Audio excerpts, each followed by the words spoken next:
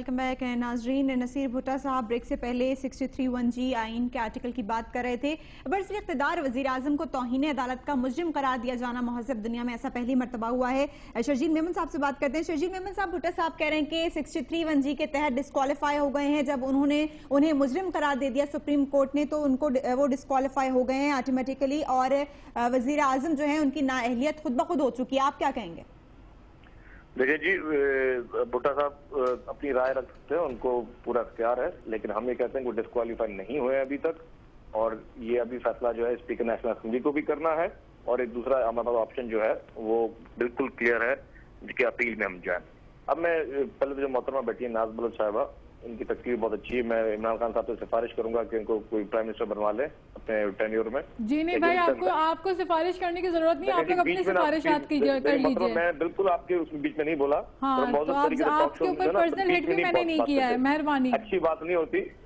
अभी हम नए आए हैं टॉक शोज में, तो मेरे ख्याल से थोड़ा आप टाइम लिख लें। कभी आप भी नए आए थे, यही तो चीजें। इमरान खान के पास नए लोग हैं, आप कह रहे हैं ना पुराने लोग हैं, तो हम जैसे नए लोग भी उनके पास मौजूद हैं। आप कभी काउंसलर भी नहीं बनेंगे, आपको आवाम चले आपको मुबारक हो, चले आपको मुबारक हो भाई, आपने मुल्क का जो हाल किया हमने नहीं किया, हम करेंगे भी नहीं वो मुल्क का हाल जो आप लोगों ने किया है। वो अभी मैं इमरान खान साहब के कच्चे चिट्टे खोलता हूँ थोड़ी देर में, लेकिन पहले मैं भुट्टो साहब को इंशाल्लाह आप लोगों से बहुत तरक्की, हम अपने मुल्क को तरक्की की तरफ ले जाएंगे। जो आप लोगों ने किया वो अल्लाह ना करेगा। आप भी इशू पर आ जाइए, इशू की बात कर लेते हैं। समझाएं कि मौजूद तरीके से मौजूद माशरे में क्या किस तरह बैठा जाता है और किसी के बात के बीच में बोला नहीं जाता। हाँ, तो पर्सनल हिट्स भी नहीं होती शर्जील साहब, पर्सनल हिट्स भी नहीं होती शर्जील साहब। आप अपनी बात कीजिए, आप वजीर आजम को डिफेंड कीजिए, मुझे छोड़ दें। अच्छी तकरीर की, मैंने आपको पर्सनल हिट नहीं किया, मैंने आपकी तारीफ किया, आपने बहुत अच्छी तकरीर की। अच्छा खैर मैडम, मैं बात ये बोल रहा था, शर्जील मेमन साहब को बात का जवाब देने देते हैं। शर्जील मेमन साहब आप बताइए। जी, मैं ये कह रहा था कि जिस तरह भुट्टो साहब ने, नसीर भुट्टो साहब ने बात कही, बात असल में हकीकत ये है कि अपील का हक मियां नवाज शरीफ साहब ने 9 साल के बाद भी इस्तेमाल किया, और उनको कोर्ट ने बकौल उनके इंसाफ मिला। हमें उस पर भी रिजर्वेशन है क्योंकि केसेस उनके ऊपर थे। मियां नवाज शरीफ साहब और मियां शहबाज शरीफ साहब ये दोनों कन्विक्टेड थे।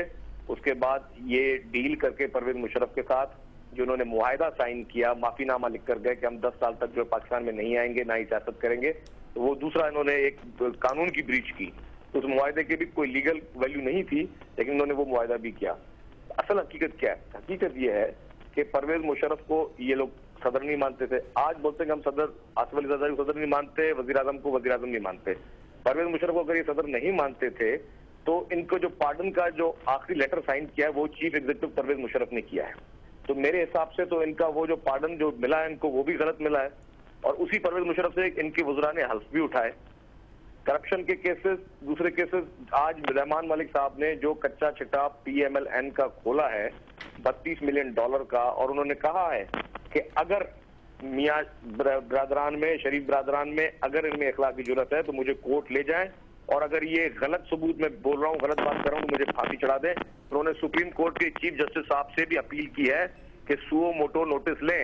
अब मैं इंतजार कर रहा हूँ कि अगर शराब की 2 बोतलों पे सुओ मोटो नोटिस लिया जाता है अस्ती काउडो साहिबा की, तो रहमान मलिक साहब की आज की प्रेस कॉन्फ्रेंस पे भी सुओ मोटो नोटिस लिया जाए, और जो एलिगेशन उन्होंने नवाज शरीफ साहब पे लगाए हैं और बैंक्स के नाम लेकर लगाए हैं, उन पे चैलेंज किया जाए। और मियां नवाज शरीफ साहब ने जिस तरह मेरान बैंक में ये दावा किया, हर जाने का दावा किया है, उसी तरह हर जाने का दावा जो है वो रहमान मलिक साहब के भी खिलाफ करें। लेकिन शर्जील मेमन साहब, रहमान मलिक साहब अब तक क्यों खामोश थे? अब एकदम से क्यों लेके आए हैं सारी चार्जशीट सामने? देखें, वो रहमान मलिक साहब ने कहा कि ये मेरे पर्सनल जो उन्होंने सारे सबूत इकट्ठे किए थे, पहले उनको सदर साहब और वजीर आजम साहब की तरफ से जो है, मतलब शुरू से ही उन्होंने बोला था कि हम क्योंकि पीपुल्स पार्टी शुरू से ही चाहती थी कि हम नहीं चाहते कि हम 90s की दिहाई में जाएं। अब मियां नवाज शरीफ साहब ने क्योंकि ये शुरुआत कर दी है कि 90s की दिहाई की, तो अब कम से कम अगर वो कोई हमला करते हैं तो जवाब देने का हक हमें भी हासिल है। और अब ये सबूत जो आ गए $32 मिलियन के, उसके बाद अब मेरे ख्याल से मियां नवाज शरीफ साहब को वापस फौरी तौर पे जिद्दा की टिकट बुक करवाने पड़ेंगे। लेकिन शर्जील मेमन साहब, अब तक खामोश रहना कौम के साथ और मुल्क के साथ तो कम से कम दयानतदारी नहीं थी? फिर नहीं, रहमान मलिक साहब ने उसका एक्सक्यूज किया है कौम से कि मैं इसमें माजरत कहूँ कि मैंने इतना अर्सा जो है बस अपनी कोताही में या किस तरह मैंने चीजें छुपाई, लेकिन अब मैं जो है इसी इशू को आगे भी कंटिन्यू करते हैं, लेकिन पहले एक ब्रेक का वक्त हुआ है, ब्रेक लेते हैं, उसके बाद इसी इशू को पर आके दोबारा कंटिन्यू करेंगे।